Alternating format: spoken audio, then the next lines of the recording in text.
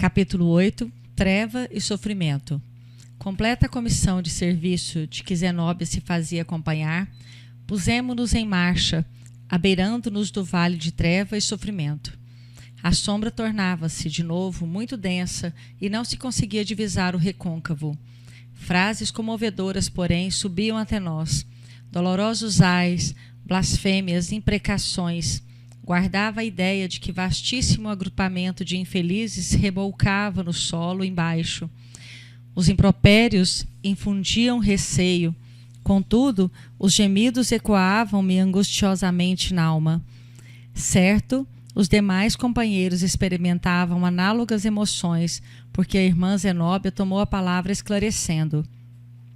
Os padecimentos que sentimos não se verificam à revelia da proteção divina.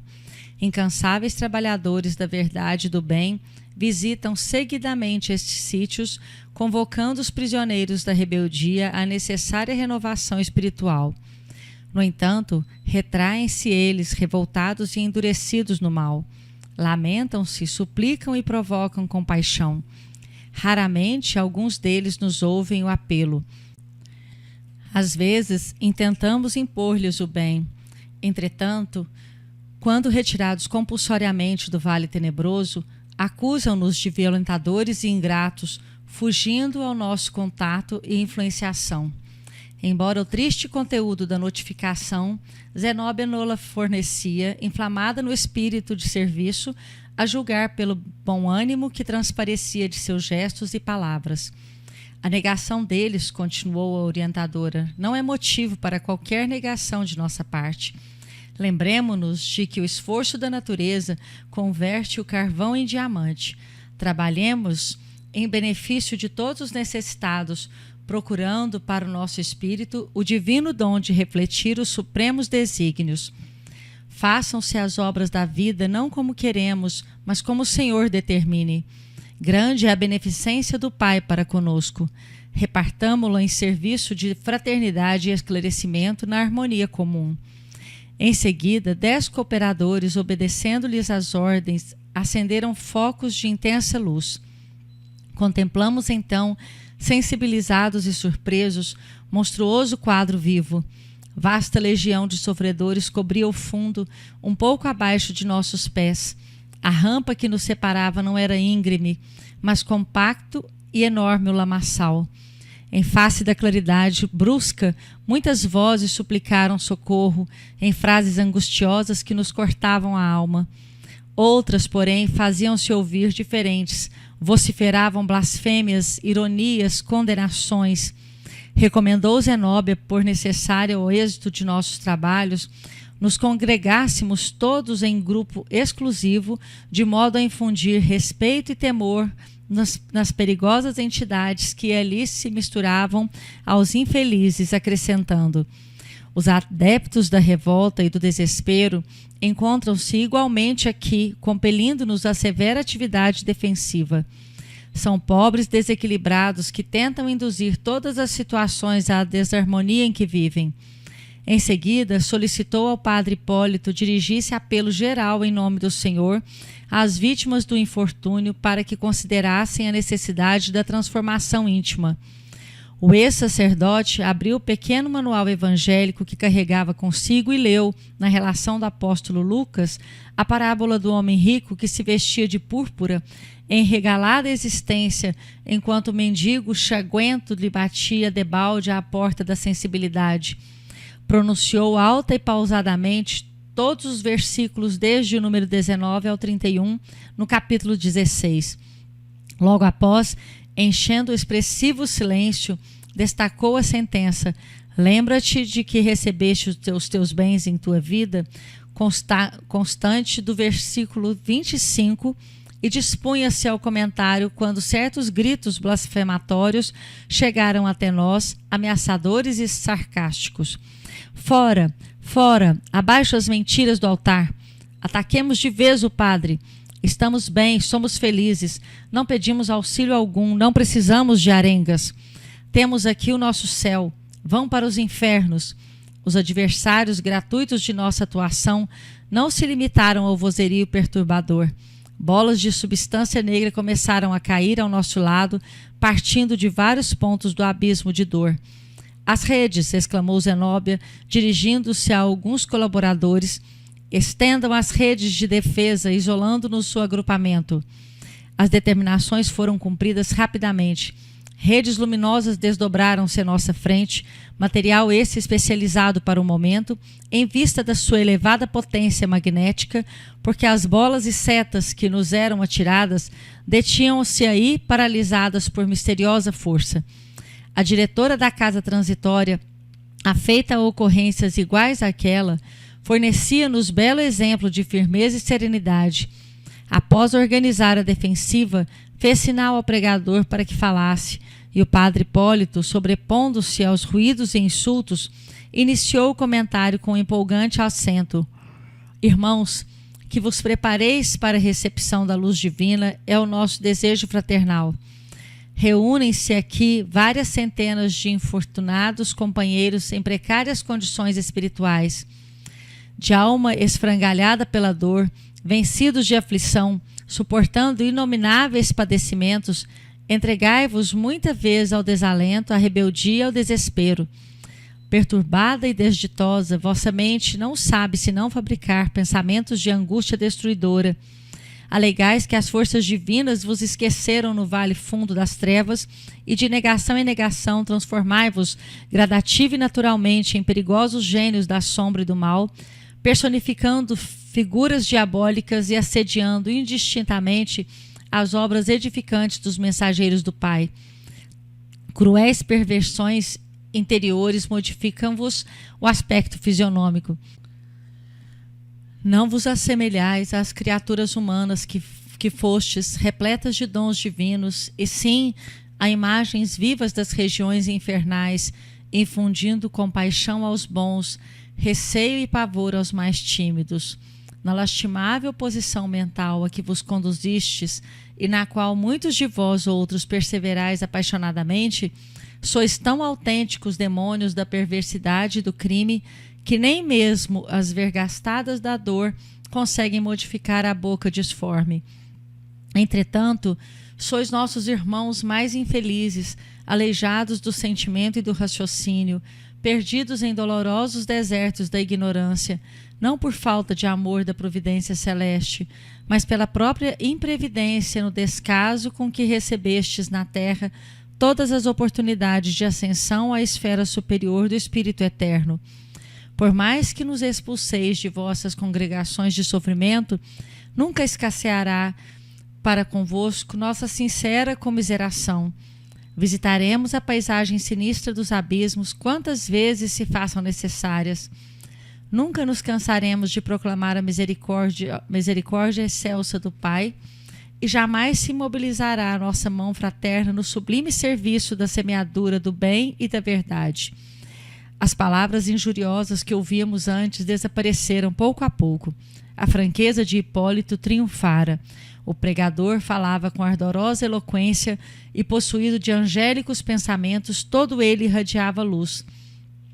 Ante o respeitoso silêncio que o seu verbo inflamado provocara, prosseguiu comovendo-nos. Dominam-vos a inveja e o despeito, a maldade e o sarcasmo, quando não permaneceis aniquilados de supremo terror. Emitis desordenadas paixões entre coros de ironias e lágrimas. Quase todos recebeis nosso concurso amoroso, reagindo impenitentes. Acreditais que somos agraciados por favores indébitos, que somos prediletos dos céus, e afirmais levianamente que privilégios gratuitos nos felicitam a vida. Ó, meus amigos, não vos falará, porventura, a inteligência da justiça indefectível que rege toda a vida? Somos também batalhadores a longa distância da última vitória sobre nós mesmos. Encontramo-nos igualmente no mesmo carreiro de redenção. Trabalhamos, lutamos, choramos e sofremos. Apenas diverge de algum modo a nossa posição da vossa, porquanto nós outros, que vos dirigimos a palavra tranquila e fraterna, já iniciamos o luminoso aprendizado do reconhecimento a Deus nosso Pai, todo poder, justiça e misericórdia, agradecendo ao Cristo, o divino intermediário, o ensejo de trabalho e realização no presente. Também sentimos saudades do lar terrestre e dos brandos elos afetivos que se movimentam agora muito distantes, experimentando, como vos acontece, o vivo desejo de regressar ao passado, a fim de retificar os caminhos percorridos, e quase sempre debalde procuramos aqueles que nos testemunharam amor, com o fim de beijar-lhes as mãos e pedir-lhes esquecimento das nossas fraquezas. Possuímos, todavia, a felicidade de compreender a extensão de nossos débitos e pusemo-nos, desde muito, a caminho do futuro redentor. Penetrando a interpretação direta da parábola, Hipólito modificou o tom de voz e prosseguiu: qual de nós não terá sido, na crosta do mundo, aquele rico vestido de púrpura e linho finíssimo do ensinamento do mestre? Exibíamos a roupa vistosa e brilhante do eu egoístico, ferindo a observação de nossos semelhantes e vivendo o bendito ensejo de permanência nos círculos carnais, regalada e esplendidamente. Todos nós que nos associamos nessa paisagem de dor, tivemos em derredor mendigos de afeto e socorro espiritual, mostrando-nos em vão as chagas de suas necessidades. Chamavam-se eles familiares, parentes, companheiros de luta, irmãos remotos de humanidade. Eram filhos famintos de orientação, pais necessitados de carinho, viandantes do caminho evolutivo, sequiosos de auxílio, que improficuamente se aproximavam de nós, implorando algo de reconforto e alegria.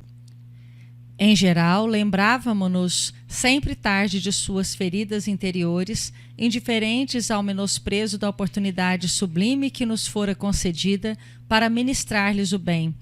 No justo instante a que se recolhiam no leito mortuário, multiplicávamos afetos e carícias, depois de haver gasto o tempo sagrado da vida humana entre a insensibilidade e a exigência.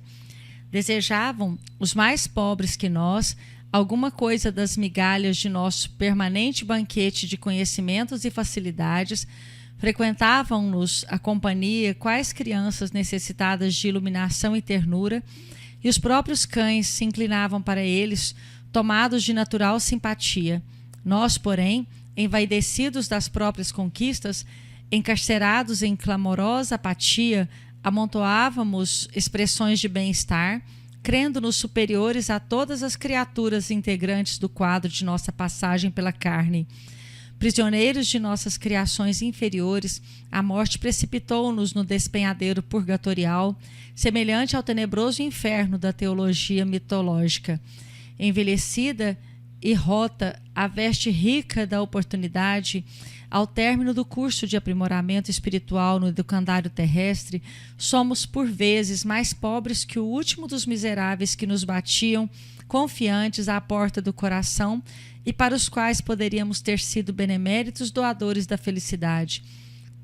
Viajores na travessia do rio sagrado da elevação, fugíamos de todos os companheiros necessitados, instituíamos serviços ativos de vigilância contra os náufragos sofredores, estimávamos, acima de tudo, o bom tempo, as ilhas encantadas de prazer, a camaradagem dos mais fortes, para atingir a outra margem, humilhados e pesarosos em terríveis necessidades do espírito, incapazes de prosseguir a caminho dos continentes divinos da redenção.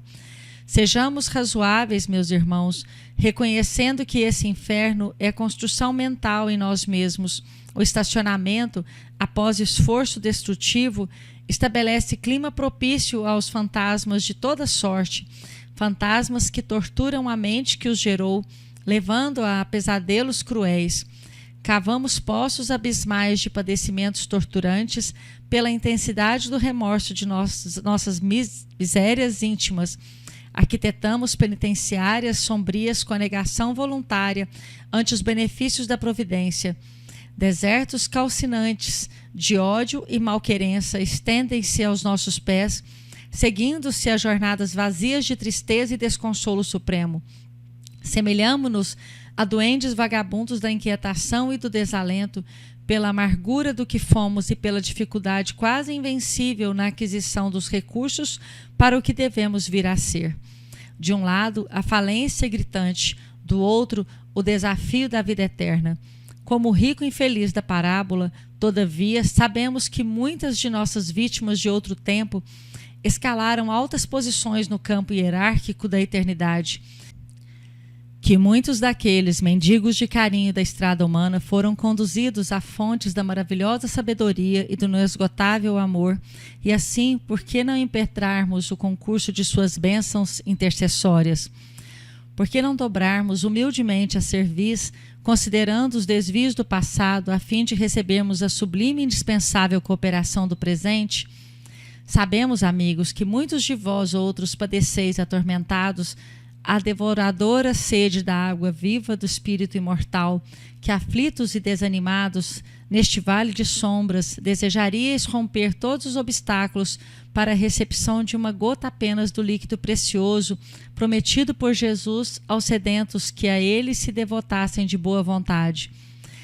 Não basta, porém, a desordenada rogativa de dor para que o orvalho divino refresque o coração dorido e dilacerado. Urge regenerar o vaso receptivo da alma enferma, alijando a poeira venenosa da terra, para que permaneça puro e reconfortante o rodo do céu. Imprescindível o sofrimento de função purificadora. Os desvarios mentais a que nos entregamos na crosta planetária são energias que presentemente se manifestam com a intensidade das forças libertas depois de longo represamento e daí a intraduzível angústia da fome, da sede, da aflição e da enfermidade que muitos de vós ainda sentis pela carência de conformação com as leis estabelecidas pelo Eterno Pai. Pelo silêncio do ambiente, parecia-me que o padre Hipólito era ouvido com respeitosa atenção pelas inúmeras fileiras de sofredores ali congregados diante de nós.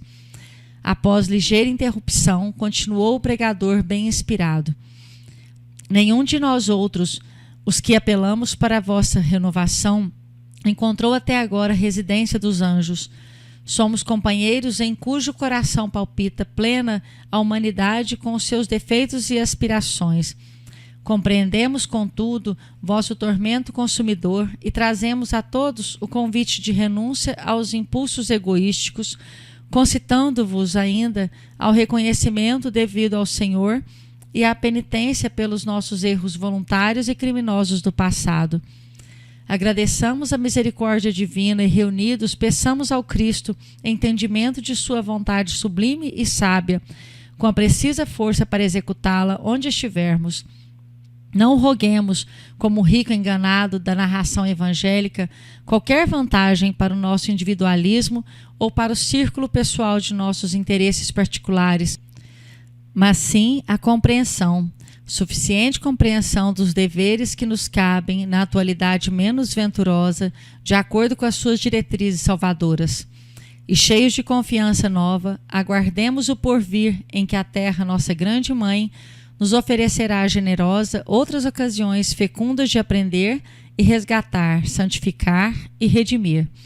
Nesse momento, o ex-sacerdote sustou por longos instantes a pregação, possibilitando-nos detido exame do quadro exterior. Longas filas de sofredores acorriam de todos os recantos, fitando-nos a claridade das tochas, a distância de 30 metros aproximadamente.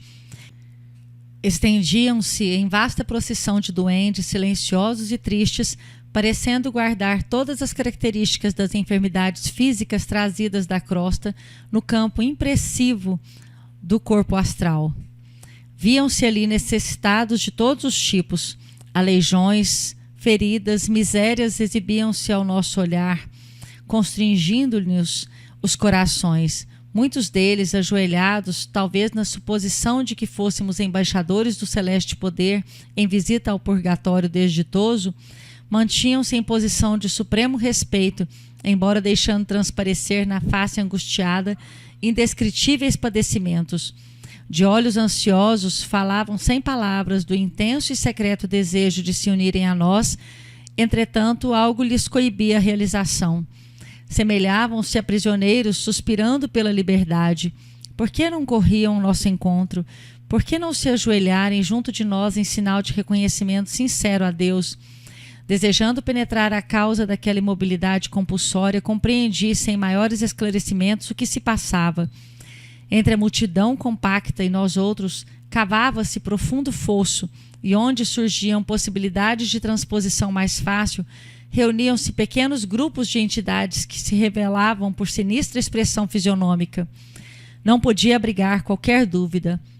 Aqueles rostos agressivos e duros sustentavam severa vigilância. Que faziam aí semelhantes verdugos? Permaneceriam dirigidos por potências vingadoras, com poderes transitórios na zona das trevas, ou agiriam por sua conta própria, obedientes a desvairadas paixões da mente em desequilíbrio? Recordei antigas lendas do inferno esboçado na teologia católico-romana para concluir que a fogueira ardente, onde Satã se comprazia em torturar as almas, devia ser mais bela que a paisagem de lama, treva e sofrimento à nossa vista.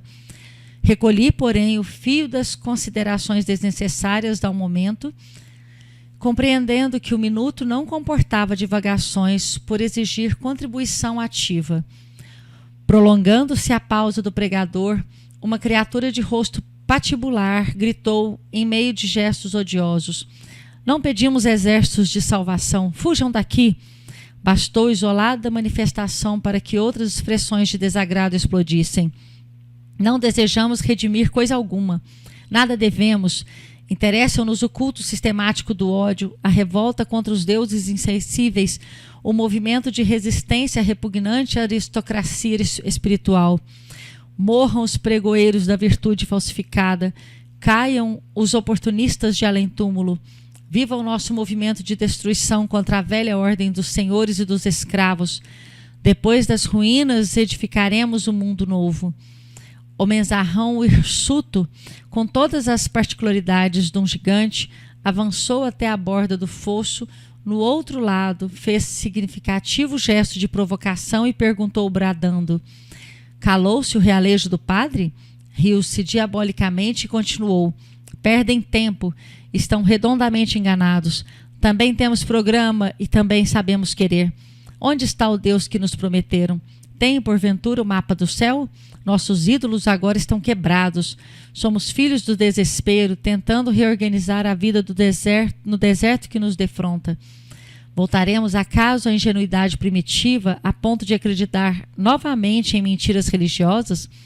Em que remota região se compra a beneficência divina que não se condói de nossas necessidades? Declaram-se felizes e proclamam a compaixão de um pai que não conhecemos. Viram-no alguma vez?" Fria gargalhada pontilhou suas últimas palavras. Revelando-se sob forte impressão, o padre Hipólito respondeu: "O conhecimento da divindade e o roteiro celeste serão encontrados dentro de nós mesmos. Por que audácia inominável cometeríamos o absurdo de guardar plena e pronta identificação da nossa natureza egressa da irracionalidade em dias tão curtos com a sublime plenitude de Deus? Como ombrear-se o batráquio com o sol? Em verdade, as religiões antropomórficas da crosta envenenaram-nos a mente, instilando falsas concepções de Deus em nossos raciocínios. Não podemos, todavia, culpá-las em sentido absoluto, porquanto a estagnação espiritual caracterizava-nos a todos. Quando os discípulos se integrarem efetivamente de cérebro e coração renovado no Evangelho do Mestre, será impossível a negativa interferência sacerdotal. O dogma, considerado imparcialmente, constitui desafio e castigo simultâneos. Desafio à inteligência investigadora e construtiva, para que se dilate no mundo a noção do universo infinito, e castigo às mentes ociosas que renunciam levianamente ao dom de pensar e decidir por si mesmas as questões sagradas do destino. Em toda parte encontraremos a sabedoria operante e invisível do Senhor, estendendo-se em todas as minúcias da natureza. Calai, portanto, a vaidade ferida e o orgulho humilhado que vos ditam as observações ingratas e criminosas. Detende-vos no santuário da consciência e não exigireis visões e revelações que não conseguiríeis suportar. Tomados, pois, de compaixão pela vossa rebeldia e infortúnio, rogamos ao Senhor abençoe a esperança de quantos nos ouvem, famintos de suprema redenção como nós, diante da grandeza inapreciável da vida eterna.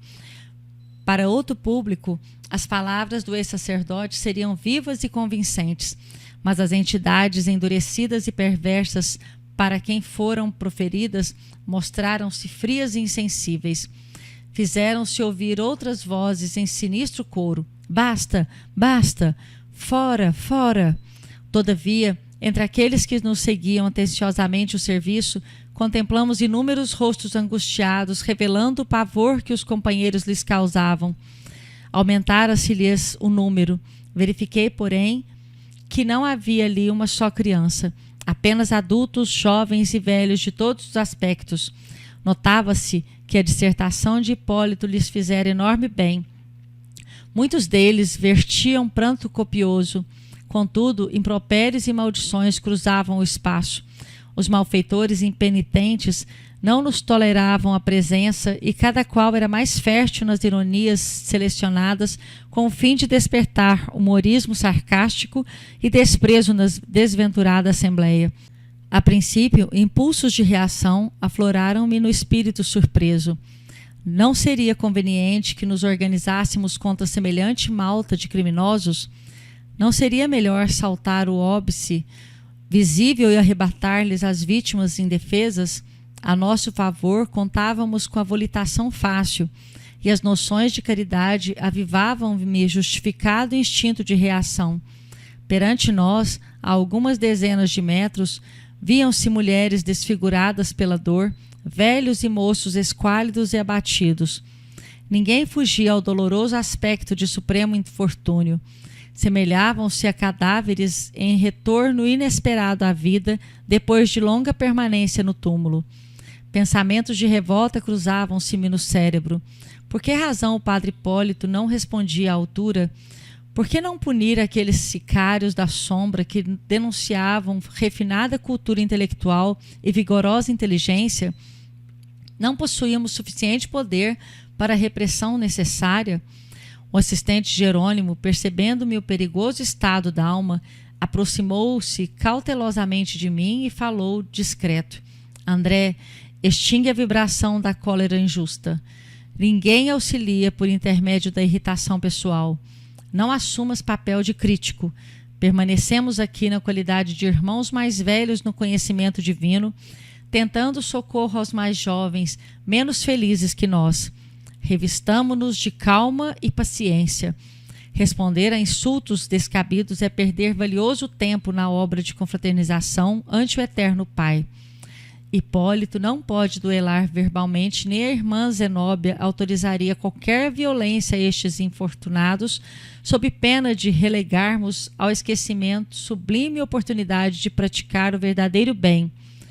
Modifica a emissão mental para que te não falte a cooperação construtiva e guardemos a voz não para condenar, e sim para informar e edificar cristãmente.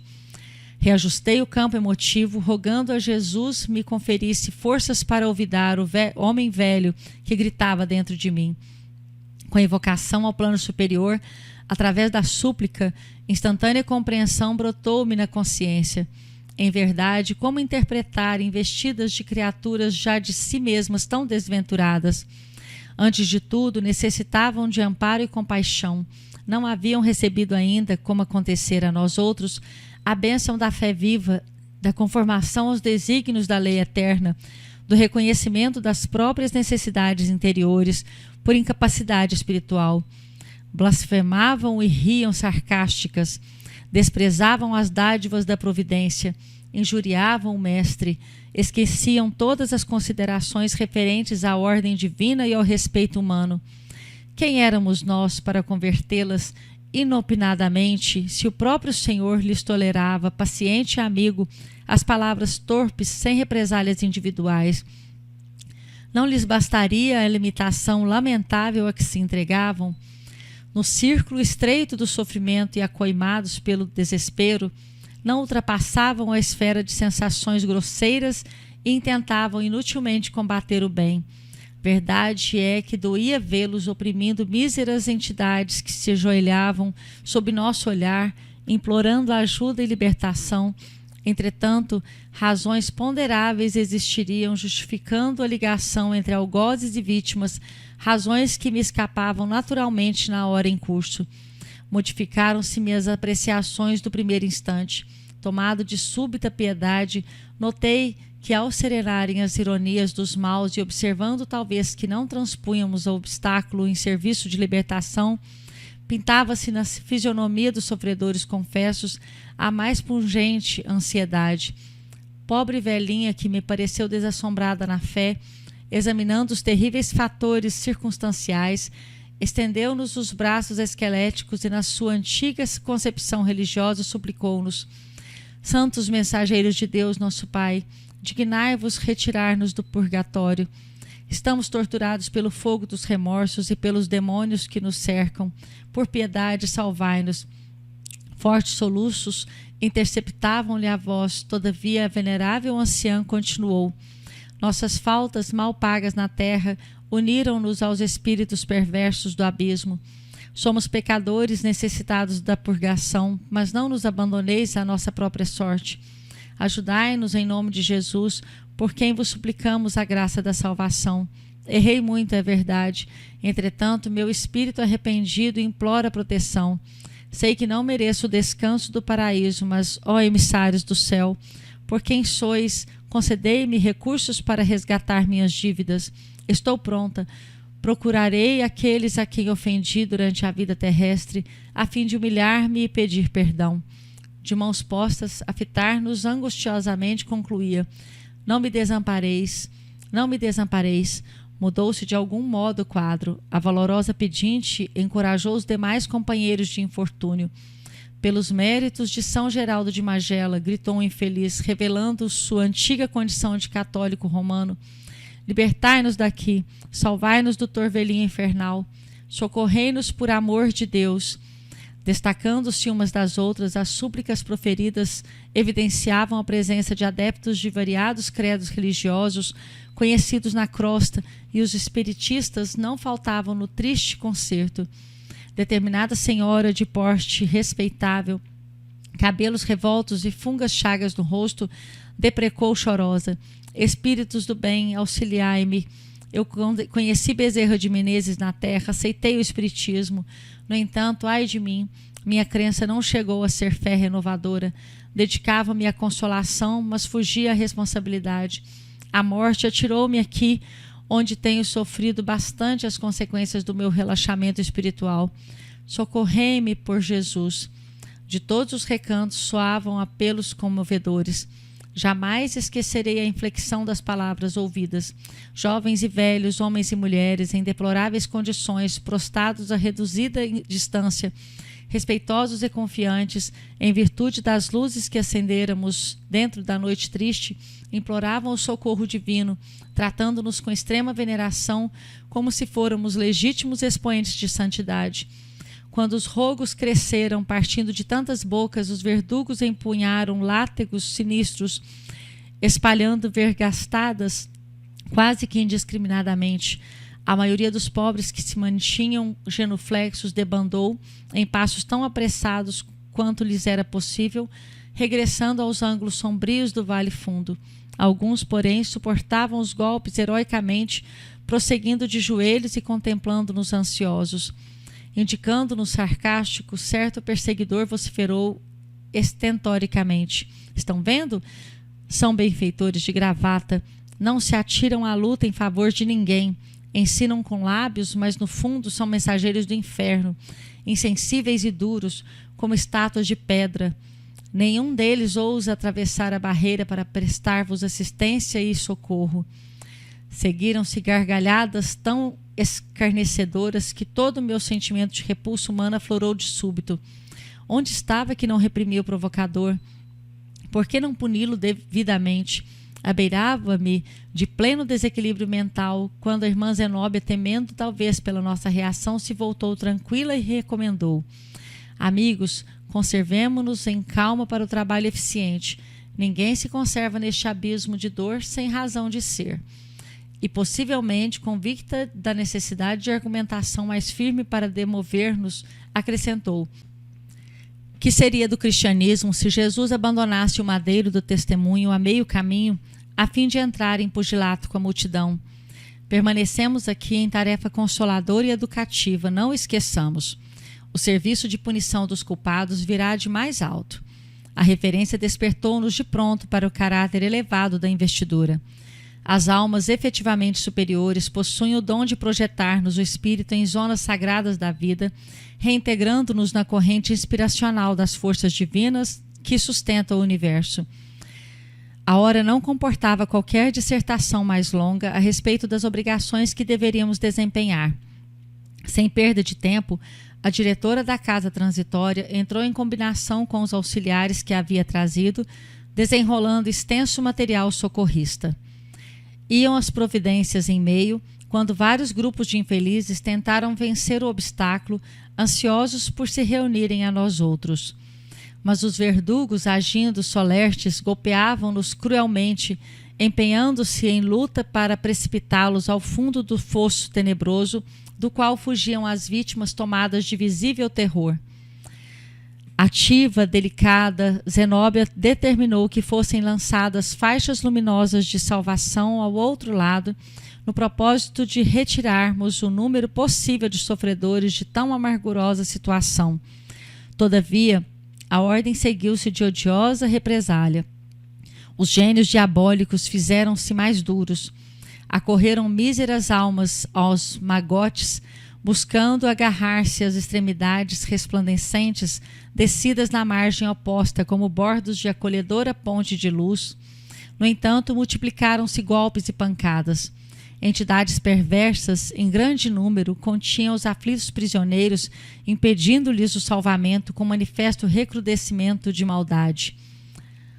Nosso esforço persistiu por longos minutos, ao fim dos quais, observando que redundavam inúteis, apenas favorecendo a dilatação da agressividade dos algozes, a irmã Zenóbia, mantendo-se em grande serenidade, determinou fosse recolhido o material utilizado para os trabalhos de salvação. As rogativas chorosas das vítimas casavam-se às frases injuriosas dos verdugos, confrangendo-nos o coração.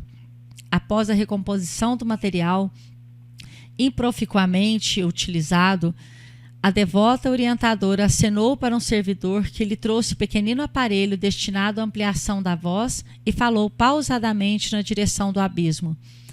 Irmãos em humanidade, reine conosco a paz divina. Sua palavra adquirira impressionante poder de repercussão. Ecoava longe como se fosse endereçada às almas que porventura se mantivessem dormindo a consideráveis distâncias. Sem qualquer demonstração de impaciência ou desagrado, continuou: regozijei-vos, ó corações de boa vontade, e confiai sobretudo na proteção de nosso Senhor Jesus.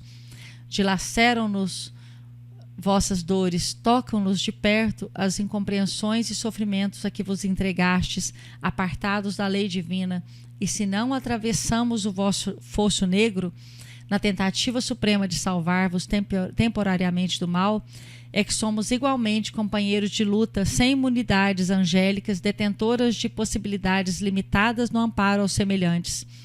Alegrai-vos, porém, e aguardai, confiantes, porque se manifestará em vosso benefício o fogo consumidor nesta região menos feliz, onde tantas inteligências perversas tripudiam sobre os mandamentos do Pai e menosprezam-lhe as bênçãos de luz.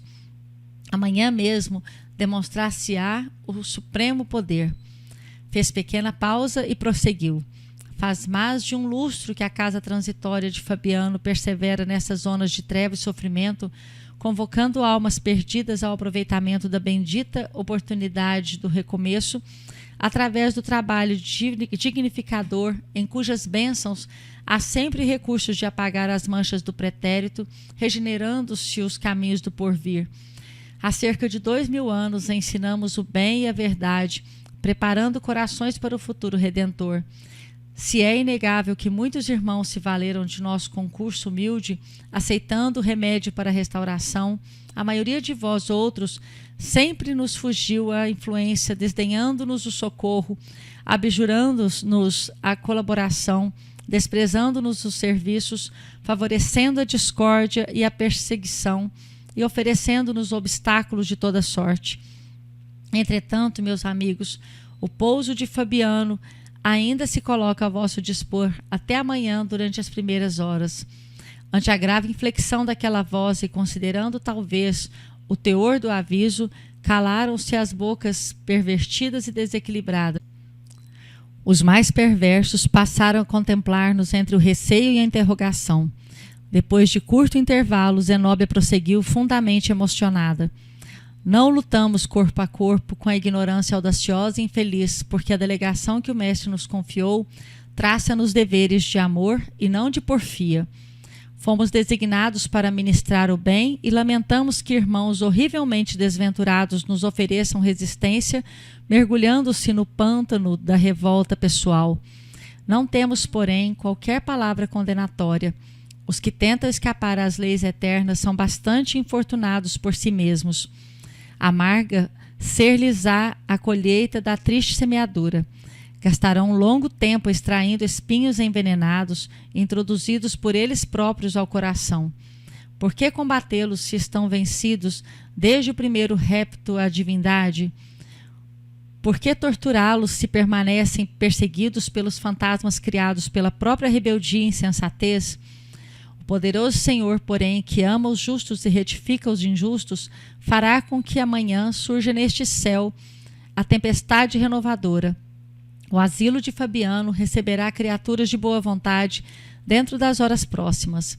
Todavia, será inútil procurar-lhe o socorro sem modificação substancial para o bem. Sofredor algum será recolhido tão só porque implore abrigo com os lábios. Nossa casa de paz cristã é igualmente templo de trabalho cristão, e a hipocrisia não lhe pode alterar o ministério santificador. Nossas defesas magnéticas funcionarão rigorosas e apenas os corações sinceramente interessados na renovação própria em Cristo Jesus serão portadores de senha indispensável ao ingresso. Debalde rogarão socorro às entidades endurecidas no crime e na indiferença. Os algozes fixavam as vítimas com expressão odiosa. A irmã Zenóbia, contudo, prosseguiu intrépida, dirigindo-se especialmente aos infortunados. Suportai os verdugos cruéis por mais algumas horas e valei-vos da oração para que não vos faltem energias interiores. Não temos necessidade da luta corporal, nem da defensiva destruidora, e sim da resistência que o Divino Mestre exemplificou.